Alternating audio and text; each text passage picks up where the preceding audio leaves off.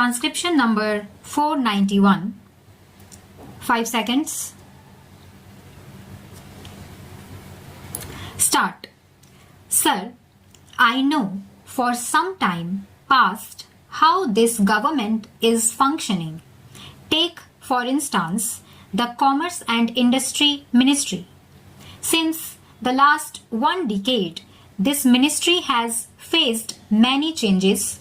It has been changed, reorganized many times, sometimes inflated and sometimes deflated, to suit particular individuals who occupy the place of power.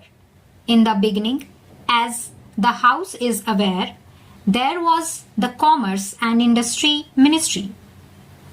It had within its fold external and internal trade, many of the public undertakings, private sector, companies, and small industries too. But from time to time, as I said, this ministry has been cut and changed and suffered because of a particular person in power. So, the ministry became weak and small as time went on. The net result was that no effective functioning was possible. It is amazing how a vital ministry, the Ministry of Commerce and Industry, has been subject to such vicissitudes, has been subjected to such changes. We all know that no ministry can function in an atmosphere of instability and uncertainty. There has got to be some continuity. Otherwise, the ministry cannot develop its own character, its own personality. But unfortunately, there is a continuous disintegration of the Commerce and Industry Ministry. And what is the picture today? Today, sir, the different limbs of this ministry have been scattered among various ministries and departments. The net result is that if you go to the secretariat, you will have a perfect picture of confusion. We members of Parliament are at a loss to know what is what in this ministry. We are amazed that even the officers functioning in the various sectors have no sense of responsibility because they themselves do not know their powers and responsibilities. The picture is very confusing. As a consequence of this confusion, which is increasing, the work has suffered, efficiency has suffered, and the importance of the ministry has considerably gone down. It has lost character and personality. We talk of industrialization of the country. We talk of rapid economic development. Unless the ministry is clear-headed or properly organized, it would be difficult to bring about rapid economic transformation or quick economic development. So, my first remark is that the Ministry of Commerce and Industry has to be properly organized so that there can be effective functioning. There may be far better coordination and there may be fruitful work. Take for instance the huge number of complaints about licensing. We do not know what is the policy of licensing. In certain others, there is not much of licensing.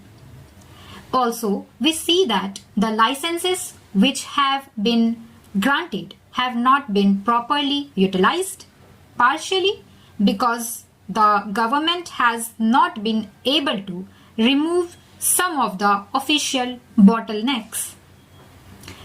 Take the instance of collaboration agreements.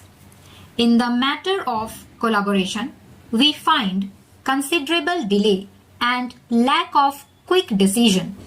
As a result, the licenses issued by the department have not been utilized.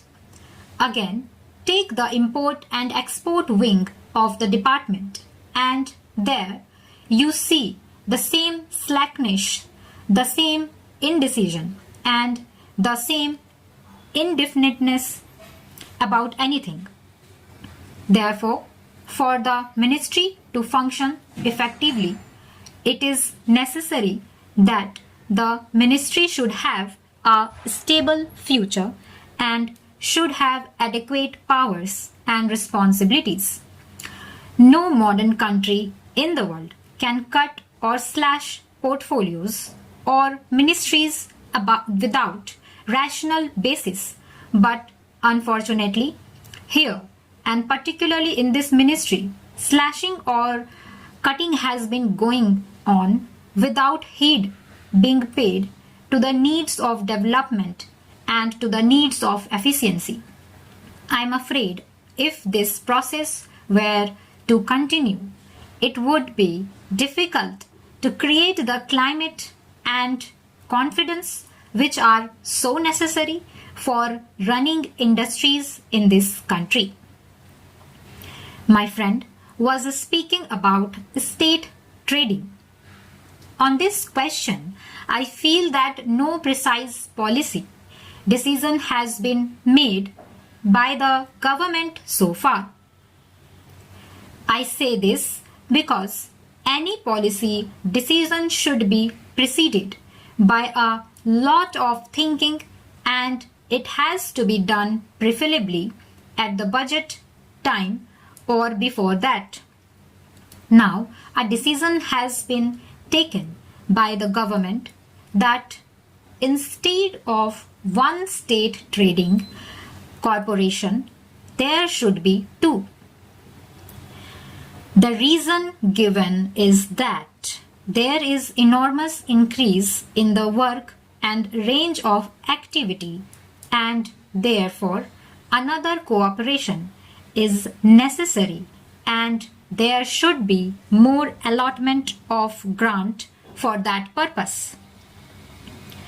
I should like to know what are the important sectors of trade which will come under state trading in the future, and if there had been planning or a policy, certainly there should be perspective for the next 10 or 15 years as to how state trading will develop. But by looking at the history of state trading, I feel that no attempt has been made to systematize the work, and no planning is there, and the country does not know what would be the extent of state trading and what would be the schedule of commodities which the state trading is now going to take up. Stop.